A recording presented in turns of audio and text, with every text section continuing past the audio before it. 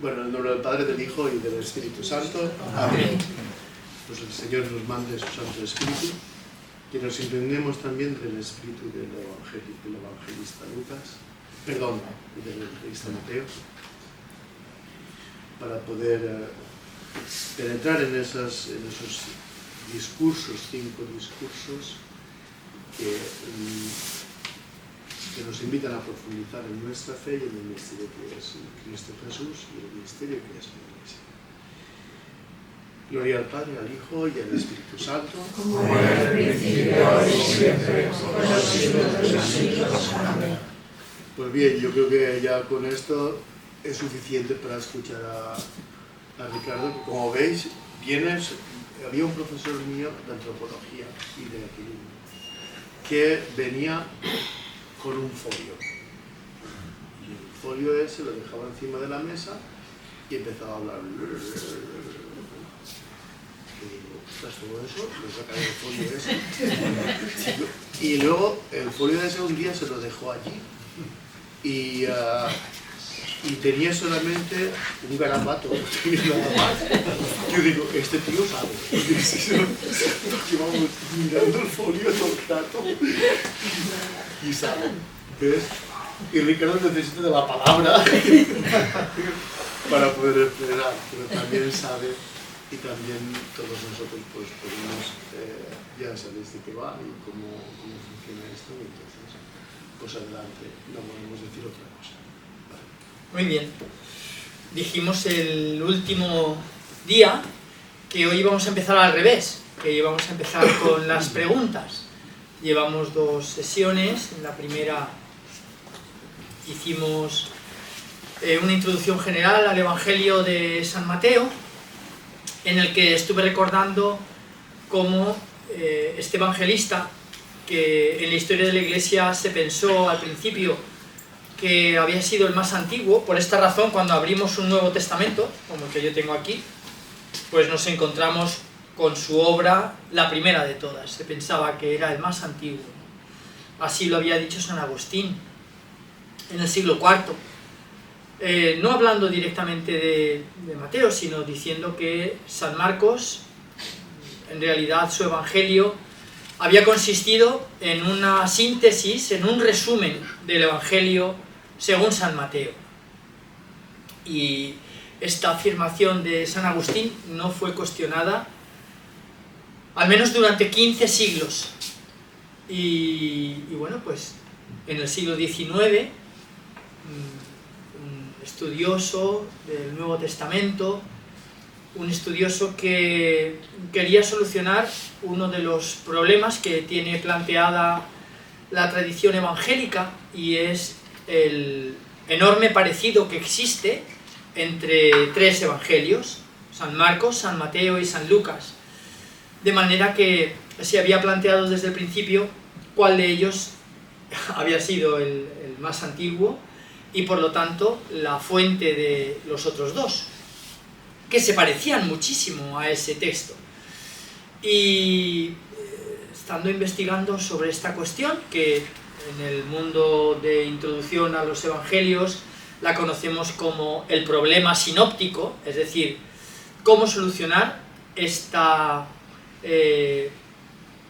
pregunta que surge cuando vemos el Evangelio de Marcos, el Evangelio de Mateo y el Evangelio de Lucas, y nos damos cuenta de que tienen muchos textos en común, de que tienen en común también una idea original de contar su vida a propósito de un viaje que comienza en el norte, en Galilea, en Nazaret en concreto, y en todos los lugares que están alrededor del lago, y que termina en Jerusalén.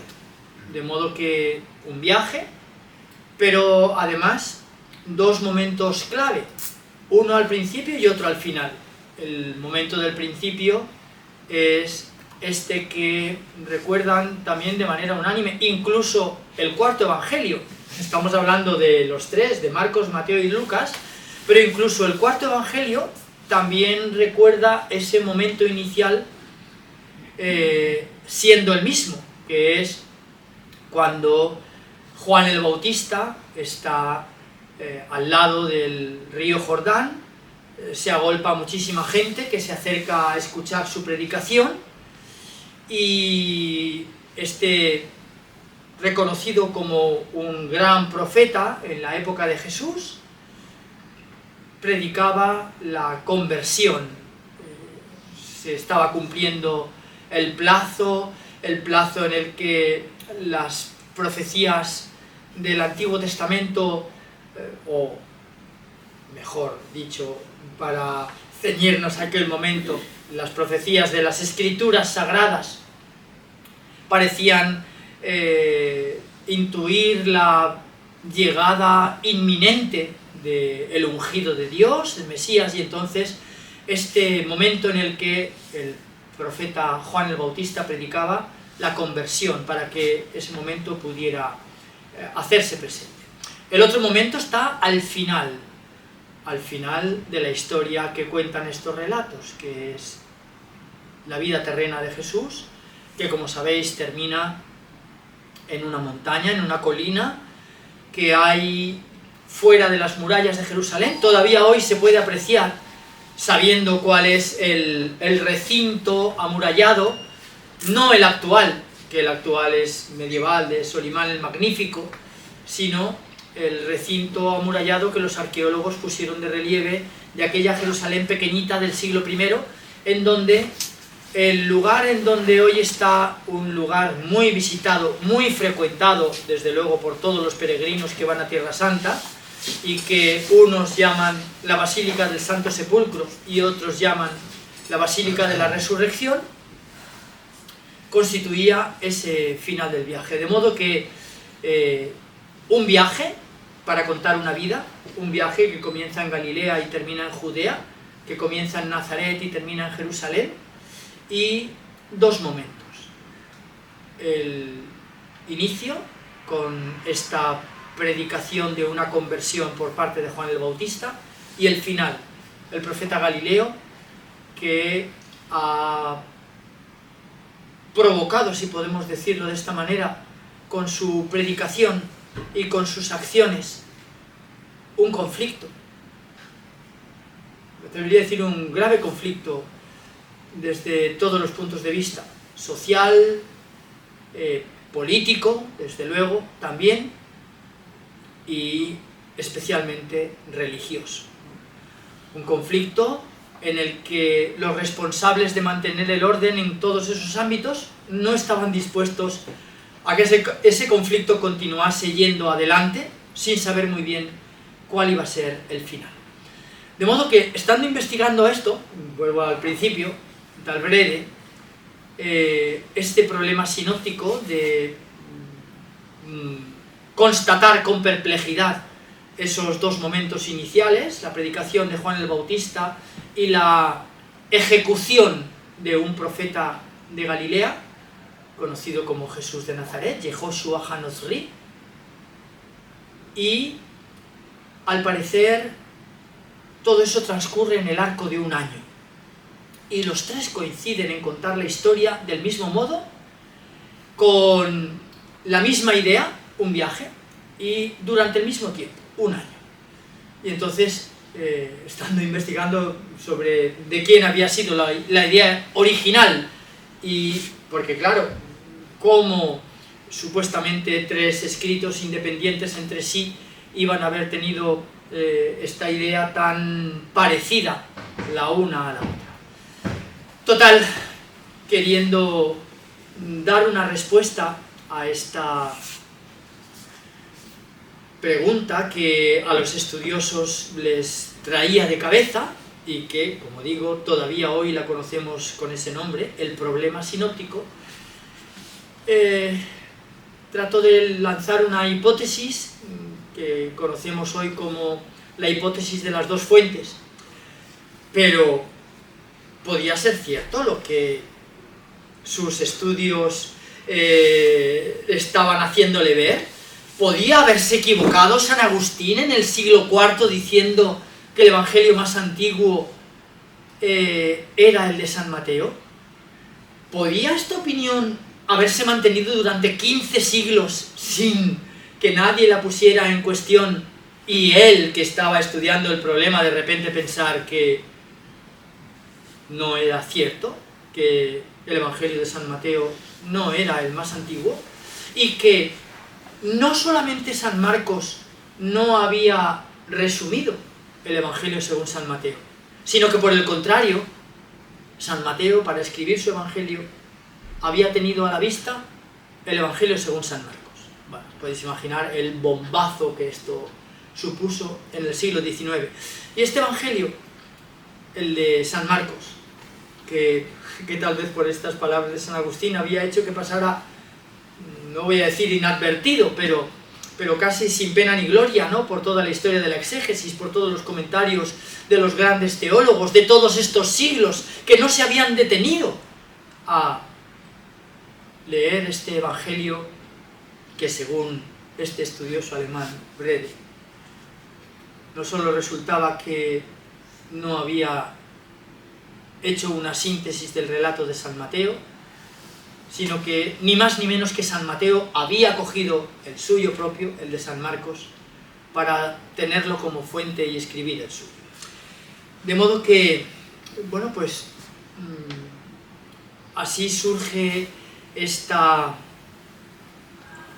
tradición contemporánea en la que se trata de poner un poco de luz sobre esta cuestión de quién de los cuatro fue el evangelio más antiguo y por lo tanto quién había sido la fuente de, sobre todo, los otros dos que se parecían tanto, porque el cuarto evangelio, a pesar de que nos encontremos con algo semejante, desde luego con el mismo momento inicial, qué curioso, porque el cuarto evangelio, el evangelio según San Juan, es muy distinto del de San Marcos, del de San Mateo y del de San Lucas, y sin embargo, ese momento inicial es el mismo, ¿no? El bautismo de aquellas gentes que se agolpaban en las riberas del río Jordán queriendo ser bautizados por este profeta, al que todos querían escuchar y al que su palabra podía darles unas pautas para interpretar las escrituras sagradas de Israel. De modo que bueno, pues en el siglo XIX todo cambió. Y el Evangelio según San Marcos, que como digo había pasado casi inadvertido, de repente concentró los intereses de todos. Pero en cualquier caso, no es este el año de San Marcos para nosotros, por varias razones. En primer lugar, porque estos coloquios nocturnos los hemos titulado con San Mateo, ¿no? Y luego porque es el protagonista, San Mateo es el protagonista de este ciclo litúrgico recién comenzado con el primer domingo de Adviento y que le hace el protagonista, no el único, pero, y a lo mejor esto es lo que despistaba un poco a Begoña el otro día, no el único protagonista, pero sí el más importante. De hecho, ya dijimos, el segundo encuentro que tuvimos el mes pasado, en el que hicimos una breve y muy aérea aproximación, sin entrar en demasiados detalles, al leccionario litúrgico del ciclo A, el recientemente comenzado, que, como digo, hace protagonista en los momentos más ordinarios de los domingos, el relato de San Mateo, que vamos a irlo leyendo de una manera continuada, y también es verdad que junto con San Mateo, ya lo nombrábamos el encuentro anterior, bromeando, diciendo como se le ocurrió al padre Sicre al decir que los liturgistas no sabían muy bien qué hacer con el cuarto evangelio, y entonces lo pusieron en el ciclo A, en el ciclo B y en el ciclo C, ¿no? Y por eso leemos a San Juan en el ciclo A con San Mateo, en el ciclo B con San Marcos y en el ciclo C con San Lucas.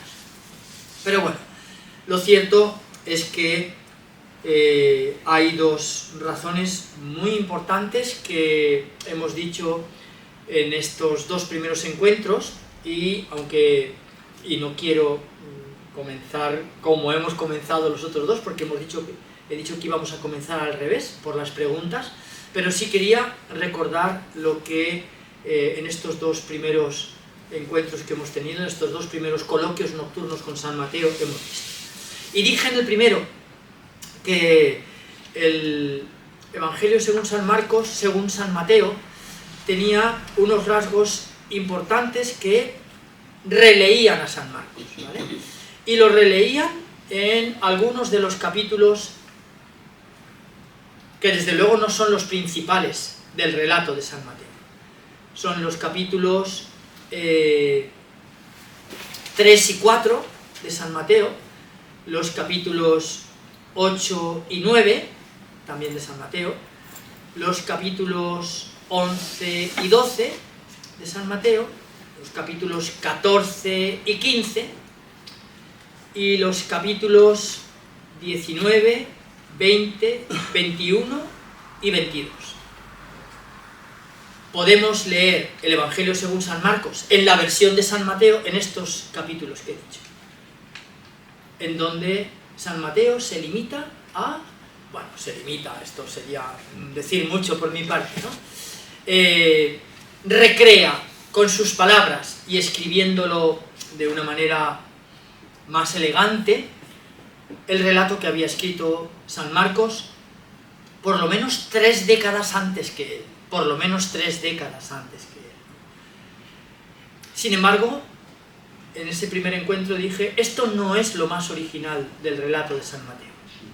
Lo más original es el capítulo 1 y 2, en el que San Mateo decide hacer una especie de prólogo a su relato, en el que cuenta el anuncio del nacimiento, el nacimiento, y qué pasa inmediatamente después del nacimiento de su gran héroe, del que quiere contar su vida, su historia, su mensaje, lo que dijo, lo que hizo,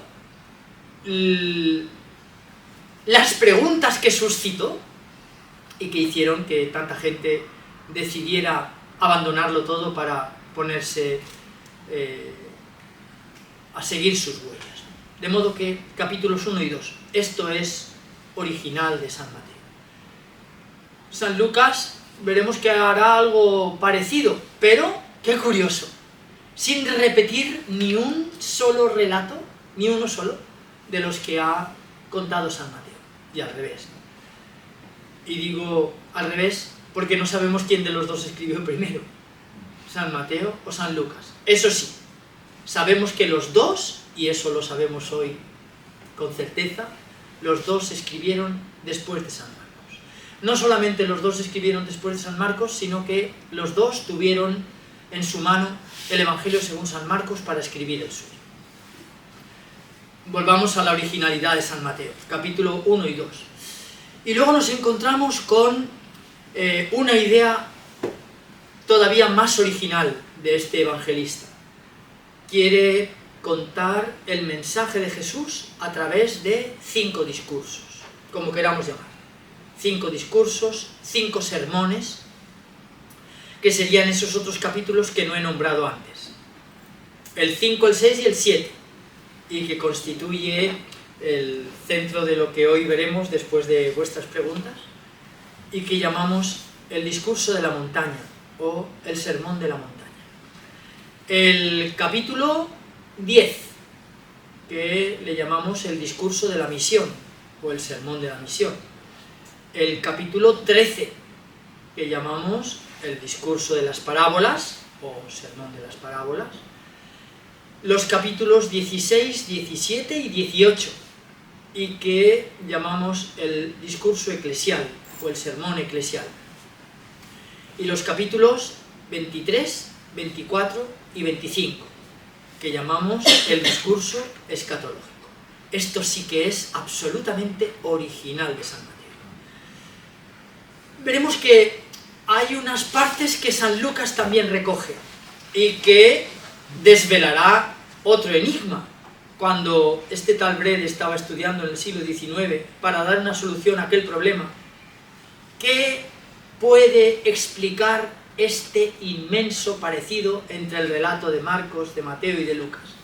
Pues para él no solamente lo explicaba el hecho de que ambos, los que él pensaba que habían escrito después, San Mateo y San Lucas, habían tenido en su mano el Evangelio según San Mateo, sino que en la otra mano, me imagino que en algún momento dejarían el libro, el de la derecha o el de la izquierda, y escribirían con la mano que tocase su relato, pero decían que en la otra mano habían tenido también los dos otro relato, y también los dos el mismo relato.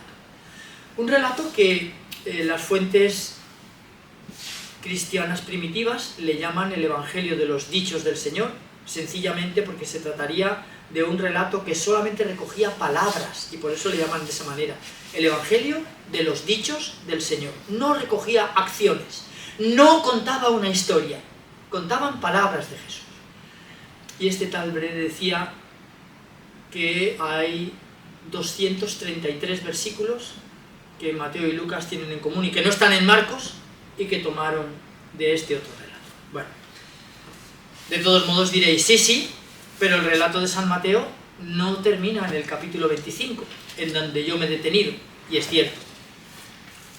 Originalidad por el principio, capítulos 1 y 2, el Evangelio llamamos de la infancia, y capítulos 26, 27 y 28, este sí que es el final del relato de San Mateo, en donde San Mateo cuenta la pasión, la ejecución, la muerte, la sepultura de Jesús, y este acontecimiento que absolutamente trastornó a sus seguidores, quiero decir, que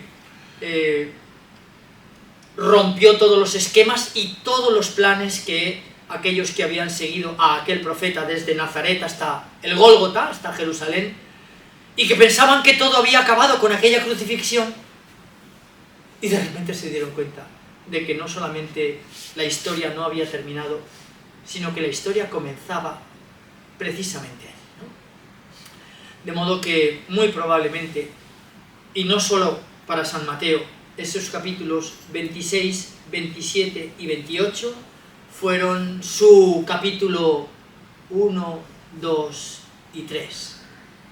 Hoy estamos convencidos de que todos ellos, Marcos, Mateo, Lucas y Juan, empezaron su historia por el final.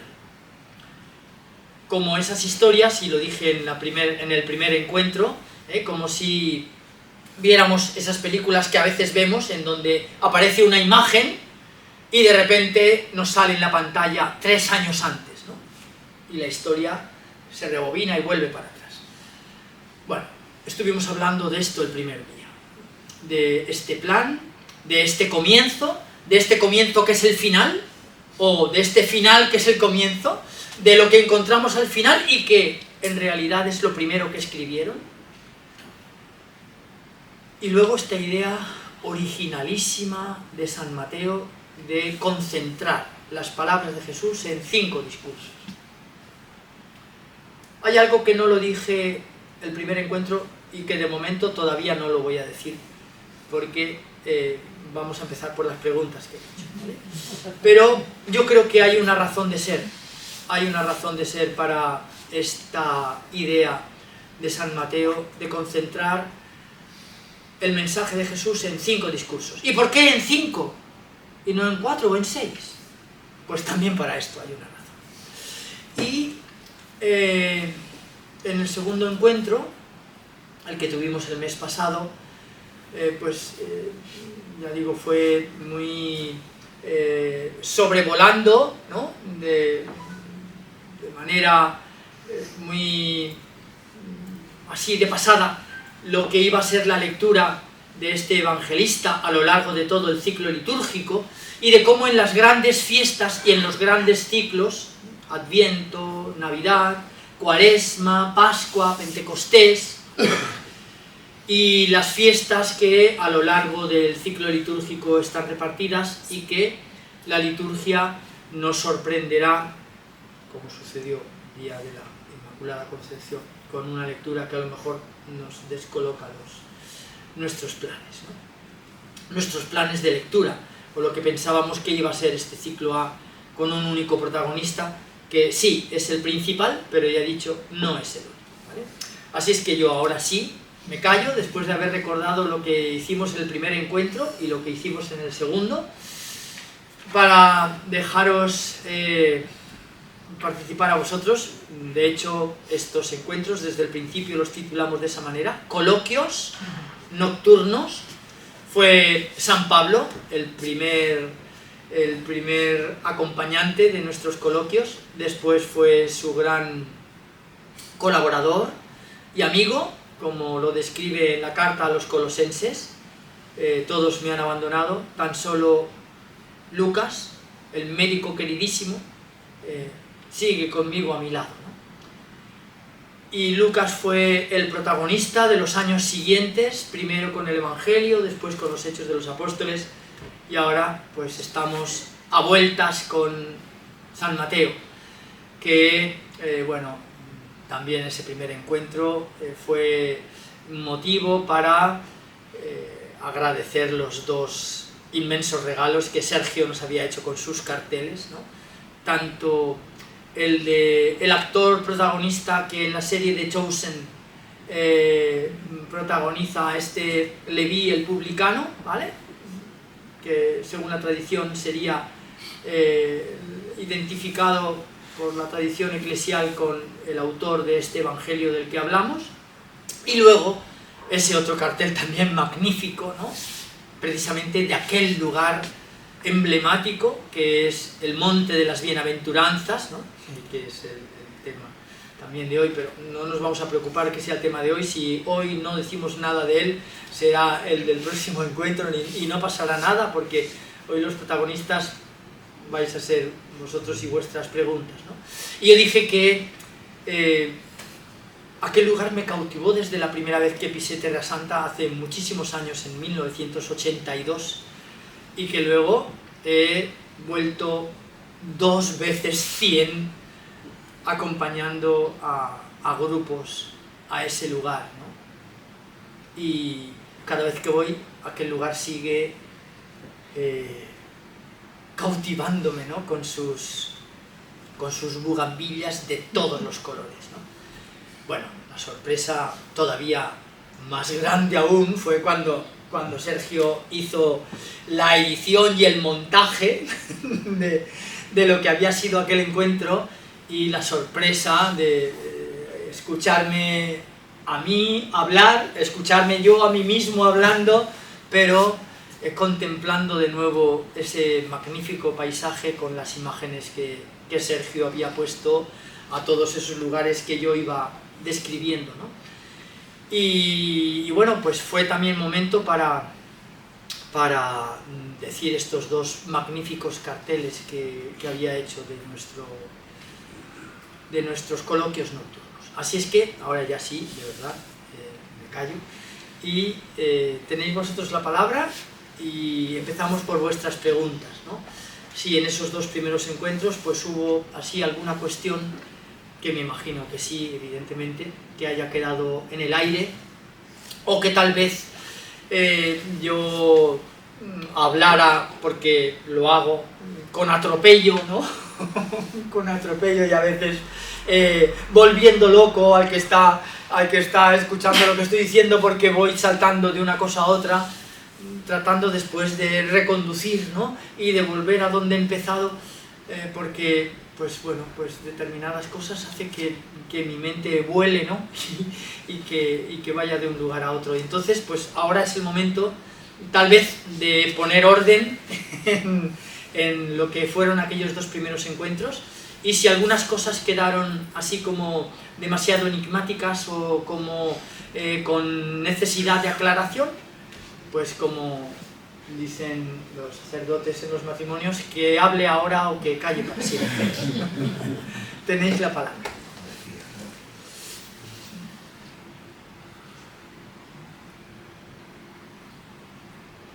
Sí.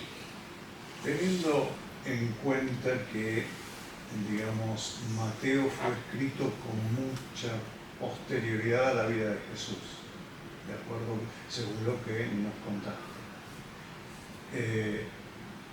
Y habiendo otros evangelios como Marcos, como Lucas, que no eran apóstoles de Jesús directos, llamémoslo de este modo. También aplicaría el caso de Juan, que se supone, creo que se supone que también fue escrito posteriormente. La tradición de la Iglesia que sitúa a Juan y a Mateo como apóstoles directos de Cristo, ¿tiene alguna base que a lo mejor podríamos tomar desde el punto de vista escriturístico, ¿no? del estudio sagrado del arte? Bueno, vamos a pensar que sí, que la tiene. Primero comenzando por el principio de tu pregunta, ¿no? En donde dices que estos relatos se escribieron mucho tiempo después de la vida de Jesús. Sí y no. Sí y no. Sí, materialmente se escribieron tiempo después de la vida de Jesús. Jesús muere crucificado en el año 30. Estos relatos son el de San Marcos, alrededor de mediados de los 60, probablemente entre el 64 y tal vez el 68. En cualquier caso, seguro, antes del año 70. El año 70 es un momento clave porque fue un momento terrible para Israel. Es la destrucción de Jerusalén, la destrucción del templo. Y esta cifra y ese momento, hay un evangelista que no lo ha vivido, que es claramente Marcos, no ha vivido ese momento de la destrucción de Jerusalén, y 3 evangelios cuyos autores sí que han vivido la destrucción de Jerusalén, con lo que sabemos que tanto el relato de San Mateo como el de San Lucas como el de San Juan son posteriores al año 70. Claro, si pensamos Jesús ha sido ejecutado en el año 30 y estos relatos, el de Mateo, Lucas y Juan, son posteriores al año 70, pues han pasado 40 años de su muerte. 40 años de su muerte. Incluso el primero de los evangelios, el más antiguo, Marcos, han pasado pues casi 40 años, ¿no? En el mejor de los casos, 34 años, ¿no? Si es el año 64. ¿Por qué el año 64? Porque el año 64 comenzó la persecución de Nerón. Y la persecución de Nerón está vinculada con Pedro. Está vinculada con la muerte de Pedro. Está vinculada con la muerte de Pablo. Está vinculada con este personaje a quien llamamos Marcos. San Marcos, que no, como bien has dicho, fue discípulo de Jesús. Y sin embargo, pues fue protagonista de aquellas primeras misiones evangelizadoras, en las que primero acompañando a San Pablo, muy probablemente durante los años 38, 8 años después de la muerte de Jesús. ¿Por qué el 38? Tal vez el 37, o quizás el 36, pero no el 35. ¿Por qué? El 36 es destituido Poncio Pilato. Deja de ser gobernador romano, y deja de ser gobernador romano, es depuesto, no había terminado el tiempo de su gobernación, no fue apartado de la gobernación, nos dicen las fuentes romanas, sanguinario y cruel. Lo cual nos deja una imagen de Poncio Pilato, en primer lugar, bastante diferente de la que nos transmiten los evangelistas, ¿no? De un Poncio Pilato que se lava las manos porque no quiere participar en la condena a muerte de este justo inocente. De modo que sí que hay momentos históricos que son importantes, que nos ayudan a situar los relatos en un momento determinado del tiempo. La persecución de Nerón, que tuvo lugar desde la primavera del año 64 hasta el invierno del año 68. Y sabemos que durante esa persecución fueron ejecutados en Roma: Pedro, crucificado cabeza abajo, y Pablo, decapitado, ¿vale? Y Marcos tuvo que ver primero con uno, con Pablo, y luego con el otro, con Pedro. Este tal Juan Marcos, según los Hechos de los Apóstoles, primo de Bernabé, y que había acompañado a Bernabé y a este tal Saulo que acababa de unirse al grupo. Y volviendo para todavía concentrarnos en aquellos años, ¿qué pasa al año 36 cuando Poncio Pilato es depuesto y no hay una legión romana en Palestina y no hay gobernador? Pues que aquellas, ¿cómo llamarlo?, tomarse la justicia por su mano, que a veces había sucedido en la historia del pueblo. Tenemos una y muy notoria de un joven discípulo de Jesús, un tal Esteban, que es lapidado. Los historiadores colocan aquella lapidación el año 36, el año en que Poncio Pilato no pudo impedir aquella lapidación, no pudo hacer prevalecer el gobierno de la ley para que nadie se tomara la justicia por su mano y que un hombre fuera lapidado por una razón religiosa. Lo cierto es que en el capítulo 7 del libro de los Hechos de los Apóstoles se dice que a los pies de un joven fariseo llamado Saulo dejaron las ropas de aquel joven Esteban, al que habían sacado empujones de la sinagoga, y estaban a punto de lapidar. ¿Y qué sucede inmediatamente después de la lapidación de Esteban? Pues aquel joven fariseo no se conforma con aquella muerte. Y en los capítulos siguientes de ese mismo libro, los Hechos de los Apóstoles, Lucas nos cuenta una matanza terrible. Y Lucas es muy comedido, ya lo vimos, hemos estado 2 años coloquiando nocturnamente con él, ¿no? Primero a propósito de su primer relato, el Evangelio, y luego a propósito de los Hechos de los Apóstoles. Y Lucas siempre trata de suavizar los problemas, y sin embargo nos cuenta este capítulo 8 del libro de los Hechos espeluznante, en el que este joven fariseo sacaba a las plazas a los dirigentes de aquella comunidad, y haciendo que también ellos fueran lapidados hasta morir. Y no contento tampoco con estas muertes, pide autorización a los jefes de las sinagogas para perseguirlos hasta Damasco. Y es cuando, camino de Damasco, tiene lugar algo absolutamente incomprensible para unos y para otros. Para unos, los que lo habían enviado, y para los otros, quienes esperaban con temor que aquel judío fariseo se acercase a Damasco, a la comunidad de los discípulos de Jesús. Más aún cuando les dijo que había pensado unirse a ellos, ¿no? Pensando que tal vez era una estratagema más. Entonces, sí, tenemos momentos importantes que nos muestran dónde situarlos en el tiempo, dónde situar a los personajes, en qué momento del tiempo ubicar los recuerdos de la historia que pretendían contar estos misioneros itinerantes, la historia que pretendían contar, la de Jesús. Y volviendo a la pregunta primera que habías hecho, si había pasado tanto tiempo, y yo me pregunto, ¿de verdad había pasado tanto tiempo? Pues sí y no. Quiero decir que del escrito, sí, al menos casi 40 años, ¿no?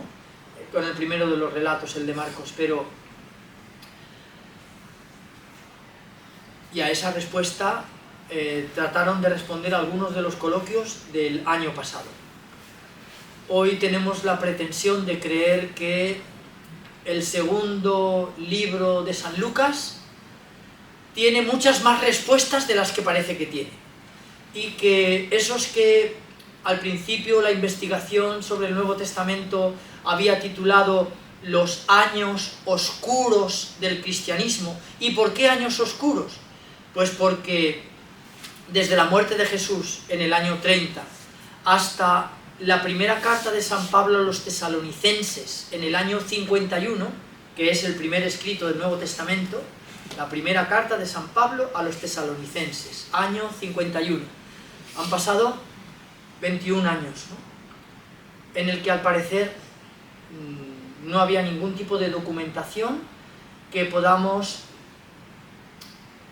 tratar de reconstruir aquellos años oscuros, ¿no? Desde la muerte de Jesús hasta el primer texto de estos 27 que forman el Nuevo Testamento. Primera carta a los tesalonicenses. Sin embargo, vuelvo a decir, hoy, o al menos es una, no sé si es una ilusión la que nos hace pensarlo, que San Lucas tiene la clave de estos 21 años, en donde tal vez leyendo entre líneas, ¿no?, el libro de los Hechos de los Apóstoles, seamos capaces de decir qué es lo que sucedió entre la muerte de Jesús y la primera carta de San Pablo a los tesalonicenses en el año 51. Y una de las cosas que somos capaces de decir es que la historia de Jesús empezó a contarse inmediatamente. Por esto digo que, respondiendo a la primera parte de tu pregunta, sí y no. Jesús había muerto, pero su historia empezó a contarse de inmediato. Y San Lucas es probablemente uno de los primeros testimonios que nos dice cómo esa historia empezó a contarse, narrando precisamente el final de su evangelio, que, como acabamos de decir antes, probablemente sería el principio de su relato. Capítulo 24 del Evangelio de San Lucas, en donde cuenta que dos discípulos que habían presenciado la ejecución de Jesús en el Gólgota pensaron que todo había terminado y que decidieron regresar a sus casas.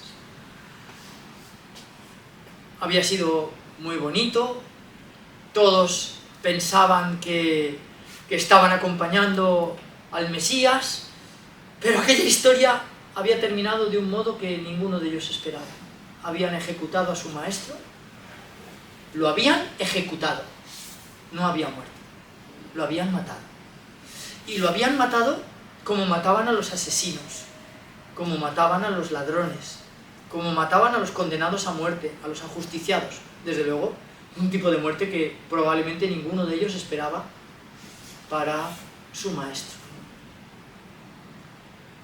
Y que con la historia que cuenta San Lucas de esos dos discípulos que deciden regresar a sus casas, y la historia que cuentan con aquel encuentro fortuito o aparentemente fortuito en el que aquel caminante desconocido y sin nombre se les hace el encontradizo y ellos cuentan la historia de Jesús.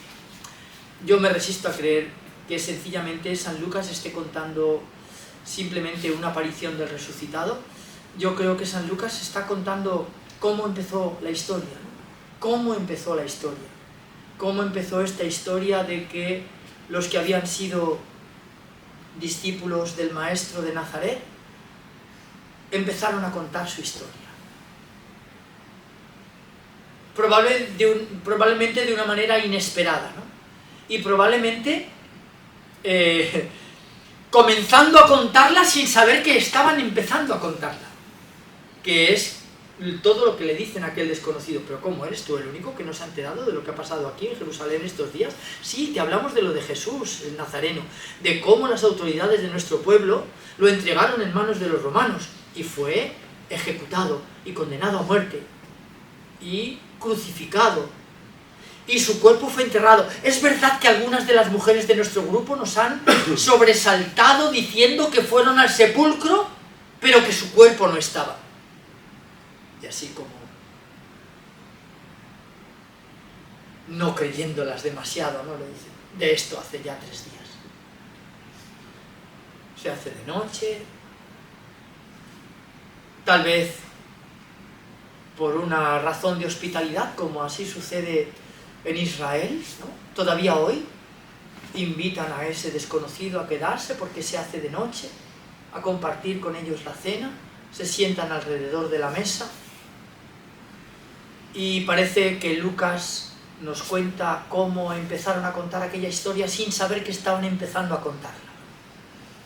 Alrededor de una mesa que tantas veces habían compartido con su maestro, en aquel mismo gesto, alrededor de una mesa, con aquellos dones del pan y del vino, y sorprendentemente aquel desconocido estaba repitiendo unos gestos con los que ellos estaban familiarizados: tomar el pan, darle gracias a Dios, bendecirlo, partirlo, repartirlo, tomar la copa, y nos dice que cuando partió el pan se les abrieron los ojos. Yo creo que aquí Lucas no solamente está contando esta primera aparición del resucitado, sino que está contando cómo empezaron a contar la historia. Y está contando cómo el evangelio que no estaba escrito empezaba a escribirse en los labios de aquellos hombres y mujeres, ¿no?, que salieron a las calles como ellos, tal vez pensando que la historia había terminado, que esta historia tan bonita que se habían montado en sus cabezas y que había terminado, no podemos negarlo, probablemente pensaban de la peor de las maneras que podían imaginar. Y sin embargo, deciden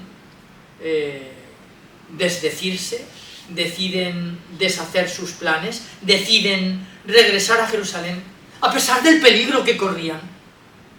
Sabían que si regresaban tal vez los matasen, también a ellos. Y sin embargo, deciden regresar a Jerusalén y contar la historia. De modo que aquella historia empezó a contarse inmediatamente después de la muerte de Jesús. Sí, materialmente pasan todos esos años, ¿no?, pero aquellos años pasaron con una historia contada, ¿no?, con una historia contada por mujeres y también por varones, ¿no? Y subrayo esto y al revés, porque la tradición, si algo subraya, es precisamente esto también, que ellas son las que sí que estuvieron allí hasta el final y al pie de la cruz, y fueron al sepulcro, y ellas fueron las que constataron que su cuerpo no estaba, y ellas fueron las que al principio, con temor, decidieron no decir nada a nadie, y ellas fueron las que regresaron para contarles a ellos que el sepulcro estaba vacío, y que lo estaba porque el Señor había resucitado. Bueno, ¿y cómo fue esta identificación? ¿Cómo fue la identificación del relato con este tal Marcos? ¿Cómo fue la identificación de un relato que circula probablemente de manera anónima durante aquellas primeras generaciones, desde aquel año 64, 65, 66, 67 o 68, en el que Pedro es crucificado, cabeza abajo, y Pablo es decapitado? Pues que probablemente todos allí en Roma sabían que este tal Juan Marcos había acompañado todas y cada una de las predicaciones de, como llama el testimonio más antiguo que tenemos, que se remonta al año 135, y es un testimonio de un tal Papías, obispo de Hierápolis, que en el año 135 dice que este tal Marcos, que no había caminado con el Señor, como tú muy bien has señalado, no era uno de los 12, sin embargo, había acompañado siempre al príncipe de los apóstoles, llama este Papías, obispo de Hierápolis, y que puso por escrito todo lo que había escuchado predicar al príncipe de los apóstoles en la ciudad de Roma. De manera que este tal Juan Marcos no puso nada en el escrito que no hubiera escuchado salir de labios de Pedro, y puso por escrito todo lo que el príncipe de los apóstoles había predicado en la ciudad. De modo que en el año 135, curiosamente, la misma fecha en el que este Papías, obispo de Hierápolis, da este testimonio, que es a su vez recogido por un tal Eusebio, obispo de una ciudad magnífica, por la que también mi corazón se sale del lugar, ¿no? Cuando podemos y vamos a este lugar magnífico, Cesarea Marítima, y me gusta llevar al grupo a la orilla del mar y leer una carta que el obispo de Eusebio, el obispo de la ciudad de Cesarea del Mar, Cesarea Marítima, la residencia de los gobernadores romanos, y es precisamente en esa historia, conocemos hoy con el nombre de la historia eclesiástica, que uno de nuestros compañeros y bueno, compañeros que no fue compañero nuestro en el tiempo de profesor, fue maestro nuestro, el profesor Argimiro Velasco, dominico, que fue el gran traductor de esta obra de la que estoy hablando, la historia eclesiástica de Eusebio de Cesarea, donde se recoge a su vez el testimonio de Papías, obispo de Hierápolis, que en el año 135, Eusebio escribe en el siglo IV, pero recoge el testimonio de Papías en el año 135. ¿Y qué más pasa en el año 135? Dices, madre, si no nos va a dejar preguntar a los demás, ¿no? ¿Qué más pasa? Pero es que, claro, me has hecho una pregunta que, ¿cómo se pueden vincularlos? En el año 135, estos 4 relatos que se leían, uno en Roma, otro en Antioquía de Siria, el de Mateo, en Antioquía de Siria, y 2 relatos que se leían en Éfeso, los que tuvisteis la suerte de venir con Gonzalo y conmigo en esta primera expedición que hicimos por toda aquella zona. Bueno, es una broma, lo de la suerte, pero nos lo pasamos muy bien, y cuando llegamos a esa ciudad, pues nos encontramos con una ciudad muy importante en la que tenemos constancia de que hubo una comunidad cristiana cuyo líder espiritual fue Pablo, a la que dedica esa carta que conocemos con el nombre de la carta a los Efesios. Otra comunidad cristiana cuyo líder espiritual no era Pablo, sino que era Lucas, y a la que Lucas dedica su tercer evangelio, y también el libro de los Hechos de los Apóstoles. Y una comunidad, probablemente también esta de Éfeso, en la que, bueno, una distinta de la de Pablo y una distinta de la de Lucas, otra que probablemente tiene otro líder espiritual, que es la otra persona por la que me preguntabas, que sería también discípulo de Jesús, ¿no? Si la tradición cristiana los identifica correctamente, porque él se describe únicamente a sí mismo como el discípulo al que Jesús más quería. Entonces, en el año 135 se hace una edición, un códice, que reúne estos 4 relatos que circulaban de manera anónima. Es cierto que que de una manera más numerosa, más mayoritaria, más compartida y más abrumadora, identifica el discípulo amado con Juan, el hermano de Santiago y el hijo del Zebedeo. Bueno, disculpad la longitud de la... Pero claro, es que la pregunta tenía muchos flecos, muchos flecos. La antigüedad, el comienzo, porque, claro, decir, ha pasado mucho tiempo de la muerte de Jesús, casi como diciendo, estos relatos son muy posteriores. No.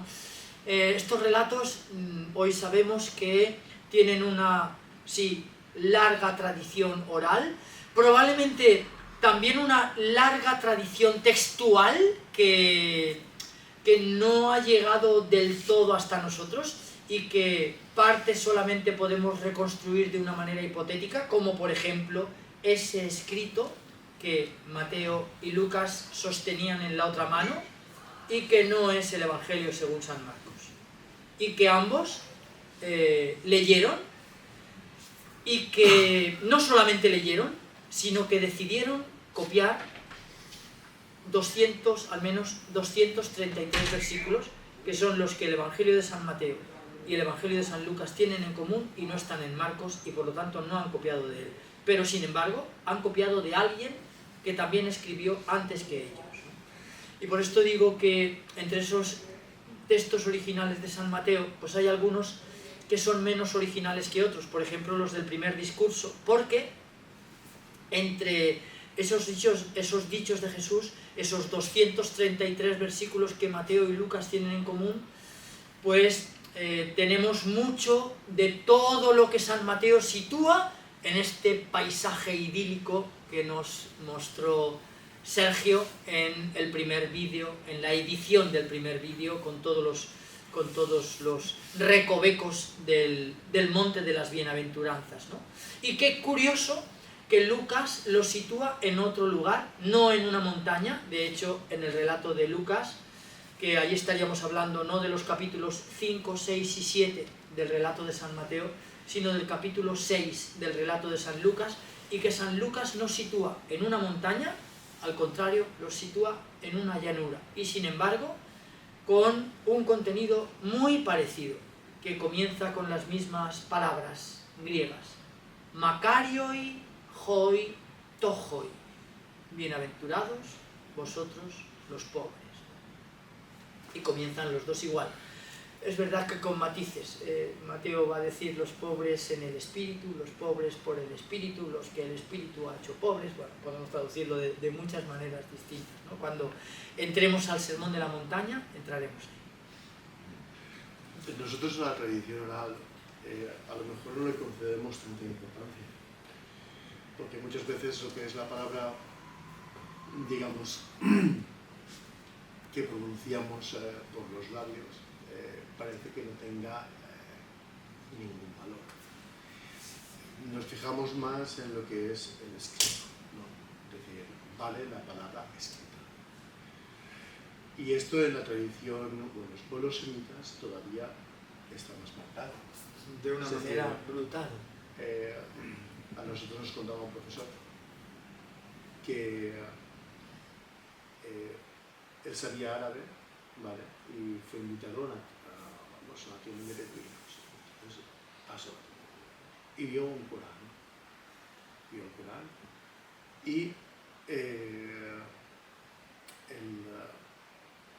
que estaba ahí, el bedú, no sabía leer. Pero tenía el texto original. Y entonces le dijo a él, profesor, dice, léame usted el Corán. Y empezó por el principio. Y veía como al leer las letras, veía que el otro, el uno, estaba y repetía palabra por palabra. Y dice, oye, ¿cómo es que tú, si no sabes leer, cómo es que te sabes esto hasta de memoria? Dice, porque esto me lo dijo mi padre. Y a su padre, el padre de mi padre.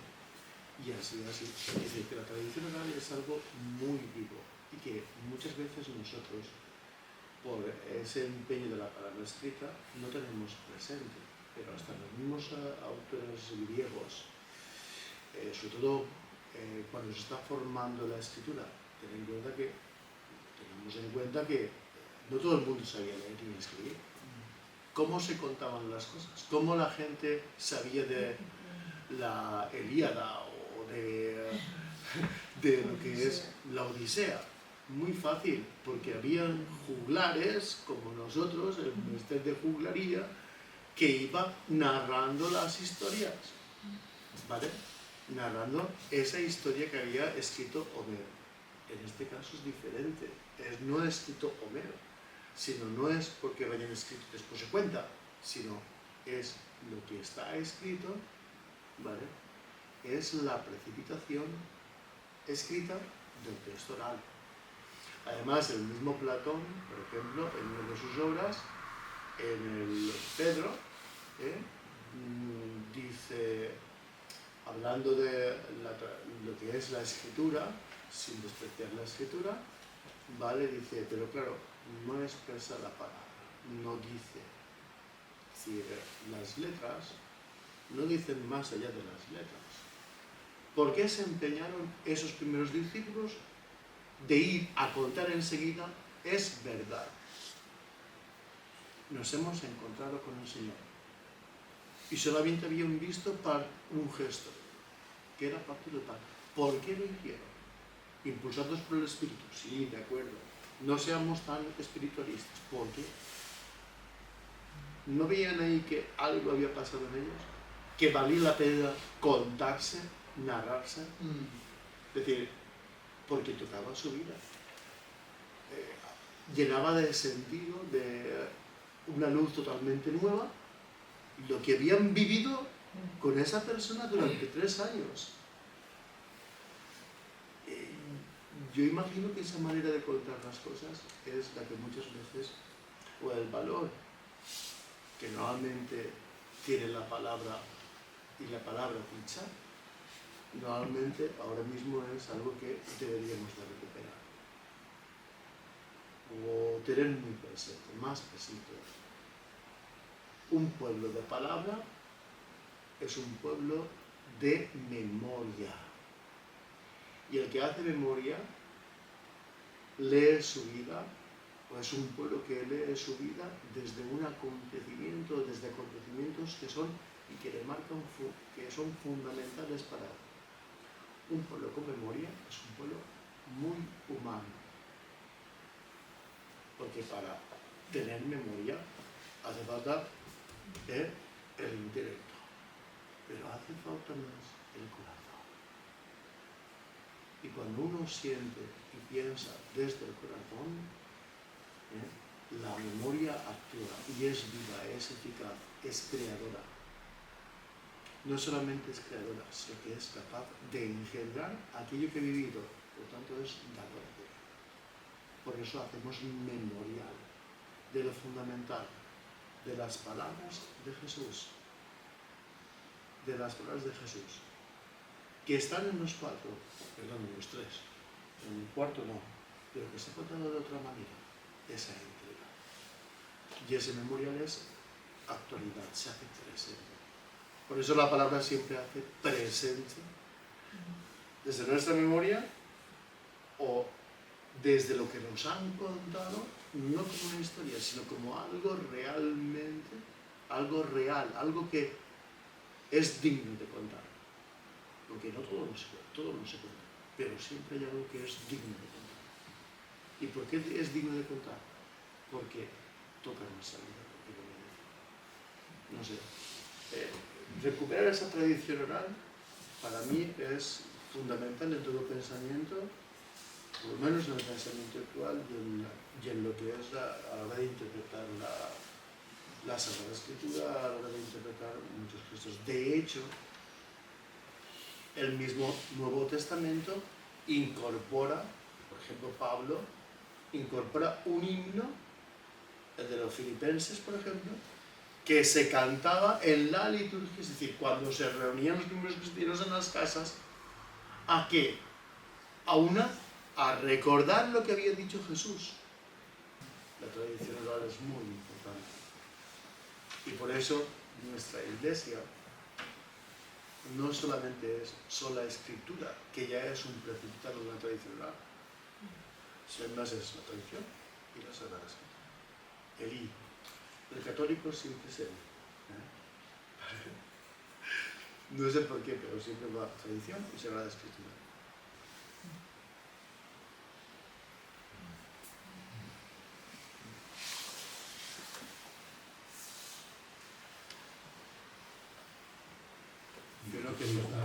Sí, no, sí, no, vamos, terminamos ya porque es la hora. Vamos a terminar, que son las 9:20. Sí. 9:20, sí. Sí. Bueno. Oye, si hay más preguntas, pues... ¿Para el próximo día? No pasa nada. ¿Vale?